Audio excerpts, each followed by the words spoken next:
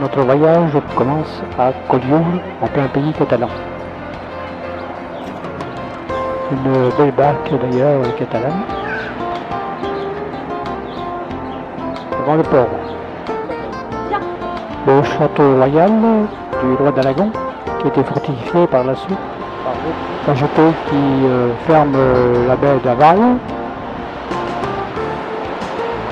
La plage, bien sûr.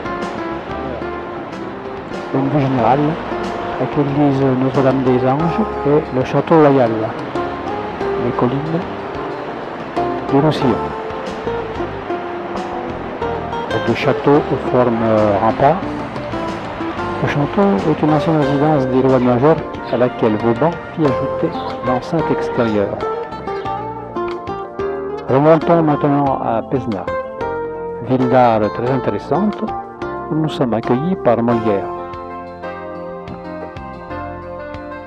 La porte Fougère du XIVe avec sa grille. Détail d'une porte d'hôtel. Et la porte du ghetto vers la rue de la Juiverie, bien sûr. Belle fenêtre d'angle Renaissance et statue dans l'angle d'une construction.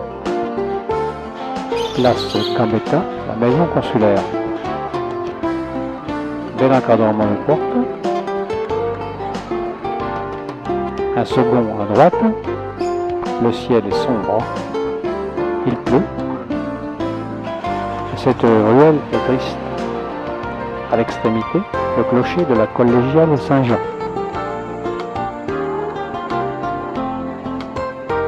L'hôtel de Lacoste nous montre de belles voûtes gothiques, un joli puits et un très bel escalier. C'est un ancien hôtel du XVIe. La construction est remarquable. On peut admirer toutes ces voûtes en ogive.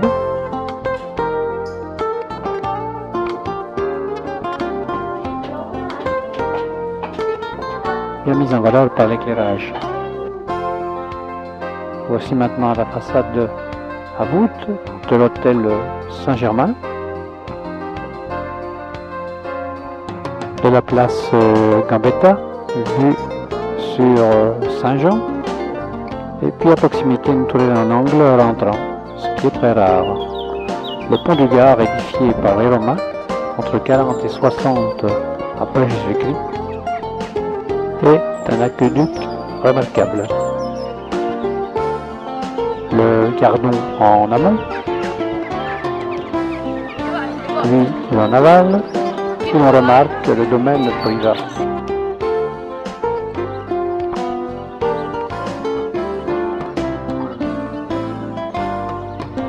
Vu de l'aval, ce pont est impressionnant.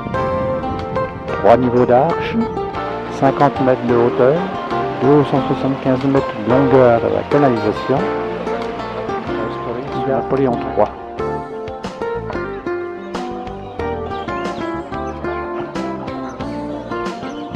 Même un bel ouvrage. Les pierres à tenir 6 tonnes, les saillies portaient des échafaudages. Les bancs sous les arcades, on voit mieux par ici. Dernière vue aval avant de quitter cette merveille, et nous sommes étonnés par le savoir-faire de nos ancêtres il y a 2000 ans. Uzès, Porno-Duché de France, place forte médiévale et très belle ville d'art. Hôtel Dammartin présente une façade Renaissance avec une remarquable tour et une chaudière. Une maison d'angle à notre tour flanquée sur le terrain.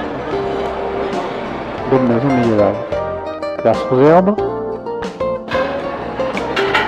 Une place pittoresque entourée de couverts.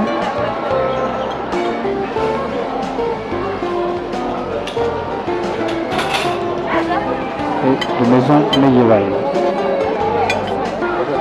Très animée, cette place est le cœur de la cité. les terrasses des restaurants se déploient et au cours du déjeuner, nous pouvons admirer toutes ces belles demeures médiévales ainsi que le clocher de la cathédrale. Belle fenêtre Renaissance sur 2 niveaux et superbe encadrement d'une porte dans un angle rentrant précédent et même l'autre porte Renaissance.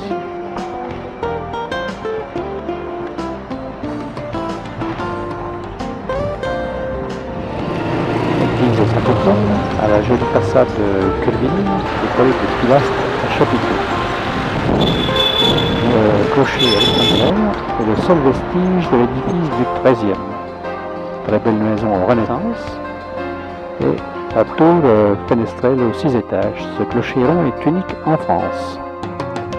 Le duché, vue de l'hôtel de ville, le duché masse imposant avec sa tour de la vicomté du XIVe et sa tour octogonale.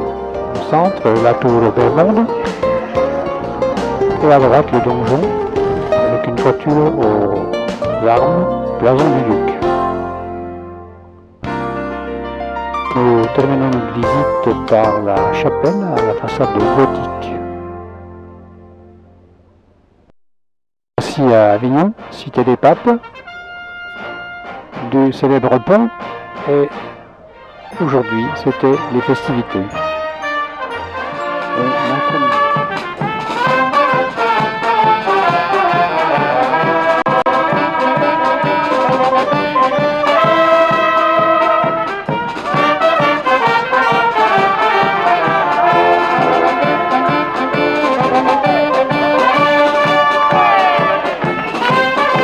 N'est-ce pas? Après, il faut marquer l'échelle de la caisse, vous voyez là? Et là, c'est parti.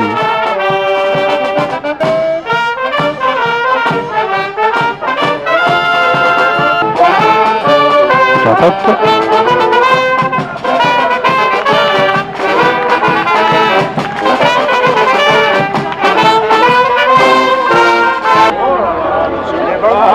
Beaucoup de participants et participantes sont costumés. Tout au mois de mai, je ne vois pas quelle fête il s'agit.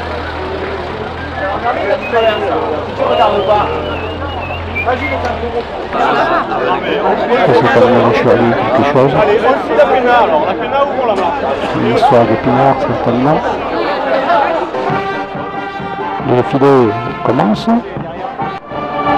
Chaque confrérie est bien représentée, rouge, vert, grenade, bleu, le festival de couleurs.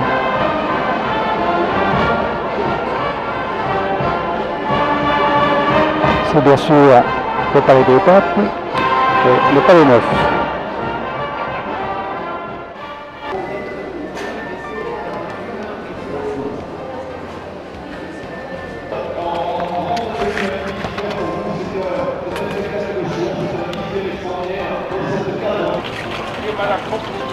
Nous sommes devant la partie du Vieux Palais et la basilique Notre-Dame des Dômes, que l'on voit ici dans son ensemble. Devant la tour du Palais Vieux. On rentre pas à l'intérieur, si? On vit l'ensemble. Et depuis le Rocher des Dômes, on a une très belle vue sur le pont Bénézet, le fameux pont d'Avignon. Et de l'autre côté du Rhône, sous le phare Saint-André de Villeneuve les Avignon. Les jardins des Rochers des Dômes sont très jolis, bien aménagés, avec bassin, jet d'eau, statues, grottes, petits bassins, la jante aquatique. Les signes sympathiques et reposants. Un jardin de pape, quoi.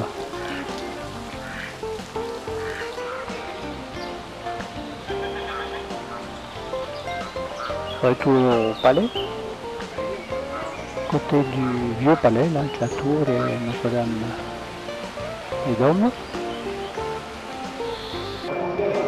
notre chère basilique pour la place du palais et l'église Saint-Agricole. Dernière vue du palais bio.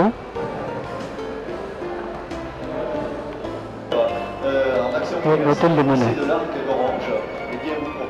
On revient au pied du pont d'Avignon, pont Bénézet, plus de plus près. Et sous le porche, une vue de l'ensemble, toujours avec la basilique Notre-Dame et le vieux palais.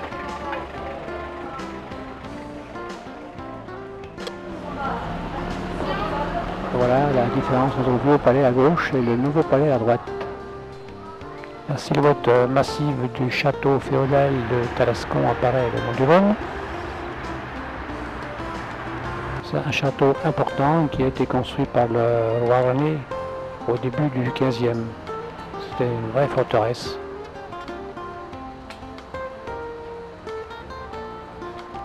Vous voyez toutes ces tours crénelées. Ce château appartenait donc à la famille d'Anjou et faisait face aux fortifications de Beaucaire, situées de l'autre côté du Rhône. Voici la cour intérieure, très bien dessinée. Les restes d'une tour. L'entrée au pied de la tour de l'horloge et la chapelle flamboyante, la chapelle basse et au-dessus la chapelle haute. Une vue aérienne, nous sommes tout à fait dans le haut des tours.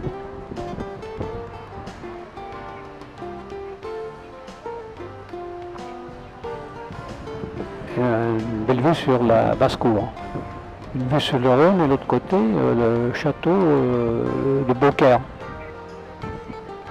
Une vue plus générale. Une vue sur les toits de Tarascon. Et au fond, le Luberon. Et puis plus proche, l'église Sainte-Marthe, qui est du XIIe.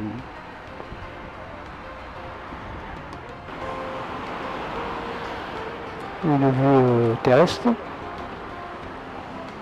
de cette église Sainte-Marthe et l'entrée qui est du XIVe. L'intérieur, une vue générale, la chaire et le chœur. Et puis les orgues. Comme souvent en Provence, les orgues sont magnifiques. On va mieux de face. Et une vue sur l'hôtel. Un petit tour dans la vieille ville. Toujours des rues aux arcades. Très généralisé aussi dans ces régions. Et enfin, l'hôtel de ville. Notre séjour est terminé et nous rentrons en avance.